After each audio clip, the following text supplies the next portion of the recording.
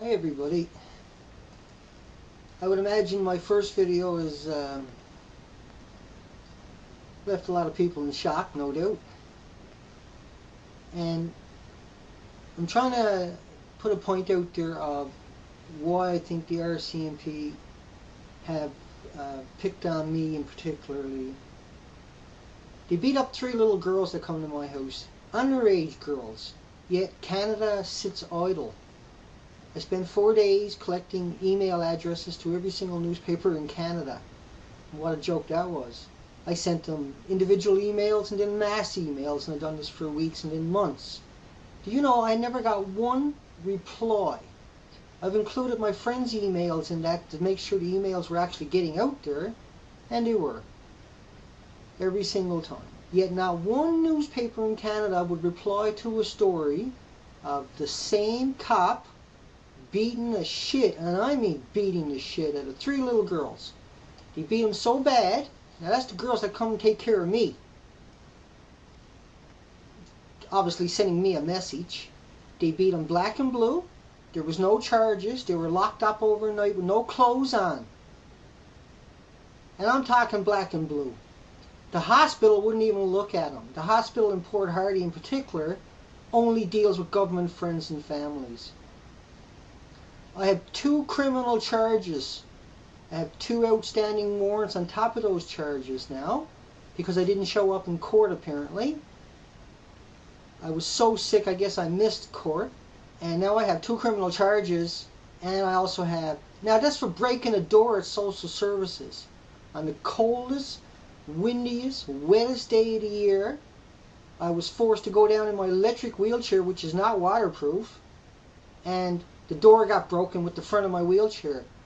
They got a restraining order against me. Now I have criminal charges and convictions against me. Now I have outstanding warrants. Outstanding warrants. I can possibly go to jail. Are you kidding me? I can barely do anything. I have no access to a doctor. No access. That means the whole community has turned their back on me. In the government only. The non-government people love me here. The government has turned their back. The in-court orders filed against me. Now, you're not going to believe this one. I have been declared a threat to all RCMP. I have been declared a threat by all local government agencies. I have been declared a threat by the local hospital. Are you kidding me? All I done was wanted a hospital bed. And I waited 7 years for it. Meanwhile, every government friend and family member got everything that they ever wanted, but the non-government gets nothing. It's like that in every single town, right across Canada, bar none. It's about the Lions Den and the Freemasons control every single town. All RCMP have to be Freemasons. And you're going to tell me this is a country, and we're going to let this old school, this very old school system that's been around for 100 years mock Canada.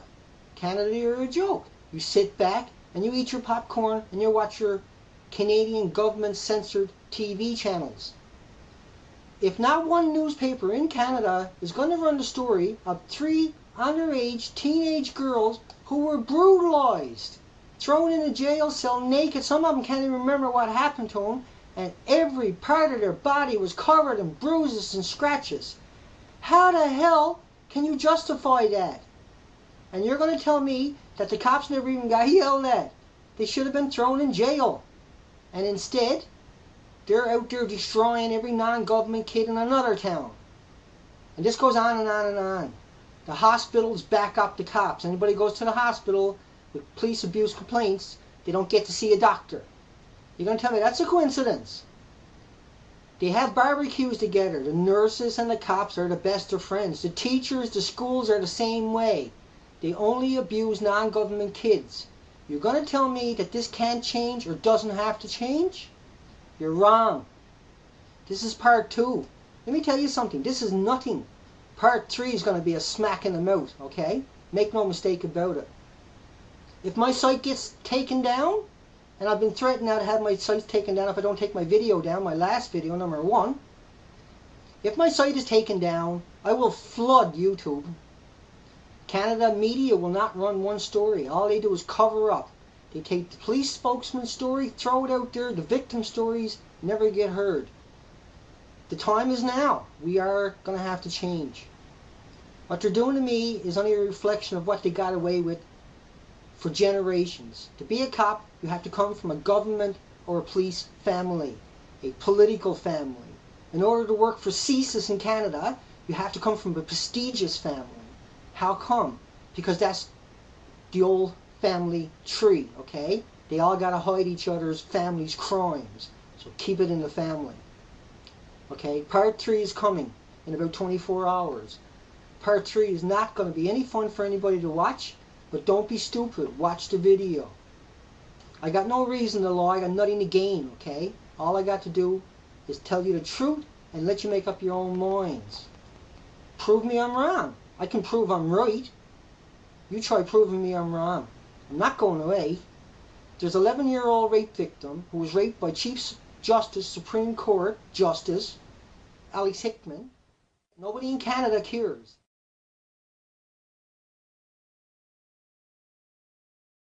He's there for his sister who was raped and impregnated by a judge. We can't get his DNA. You're going to tell me that's a system? He cannot get one newspaper to talk to him. He's been at this for a long time. This system will change. I will change it. Make no mistake about it. I got you worked out, okay? You're going to change. RCMP in Canada, your history. The nurses in Canada, you're disgusting people. Disgusting. The doctors in Canada, hideous people. Canada needs to change. Canada will change. And Canada is about to change. I will make sure of that at all costs. Take care.